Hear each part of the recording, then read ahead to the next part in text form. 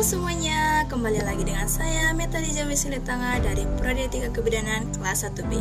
Nah, dalam video kali ini saya akan membahas tentang sirkulasi peredaran darah pada janin. Silakan menyaksikan. Sistem peredaran darah janin berbeda dengan sistem peredaran darah manusia dewasa karena paru-paru janin belum berkembang sempurna dan kebutuhan oksigen masih melalui perantara yaitu plasenta. Apa sih yang dimaksud dengan janin? Janin atau fetus adalah mamalia yang berkembang setelah fase embrio dan sebelum kelahiran. Dalam bahasa Latin, fetus secara harfiah dapat diartikan berisi bibit muda, mengandung. Pada manusia, janin berkembang pada akhir minggu ke-8 kehamilan, sewaktu struktur utama dan sistem organ terbentuk hingga kelahiran. Lalu, apakah yang dimaksud dengan sistem peredaran darah? Sistem peredaran darah adalah suatu sistem organ yang fungsinya memindahkan zat ke sel dan dari sel. Sistem ini yang menjamin kelangsungan hidup organisme.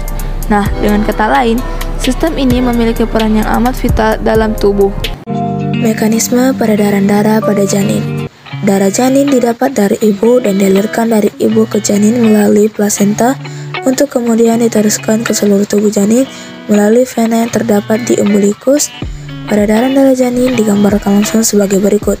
Mula-mula, darah yang kaya akan oksigen dan nutrisi berasal dari plasenta masuk ke janin melalui vena umbilikus yang bercabang dua setelah memasuki dinding perut. Cabang yang kecil bersatu dengan vena porta, darahnya berada dalam hati dan kemudian diangkut melalui vena hepatica ke vena cava inferior. Cabang satunya lagi, ductus venosus aranti yang langsung masuk ke dalam vena cava inferior. Darah dari vena cava inferior masuk ke atrium kanan dan sebagian besar darah dari atrium kanan akan dialirkan ke atrium kiri melalui foramen ovale. Sebagian kecil darah dari atrium kanan masuk ke ventrikel kanan bersama-sama dengan darah yang berasal dari vena cava superior. Darah dari ventrikel kanan ini dipompa ke paru-paru melalui arteri pulmonalis. Karena adanya tahanan dari paru-paru yang belum mengembang, maka darah yang terdapat pada arteri pulmonalis sebagian akan dialirkan ke aorta melalui ductus arteriosus Bothalli, dan semakin kecil akan menuju paru-paru dan selanjutnya ke atrium sinistra melalui vena pulmonalis.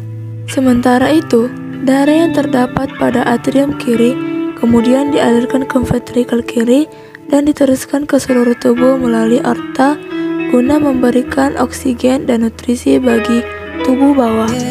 Cabang aorta bagian bawah ini menjadi dua arteri hipograstika interna yang mempunyai cabang arteri umbilikalis. Sekian hasil video mengenai sirkulasi peredaran darah pada janin yang dapat saya sampaikan. Semoga teman-teman sekalian dapat mengerti dengan apa yang saya jelaskan tadi. Jika ada kesalahan, mohon dimaafkan ya teman. Terima kasih.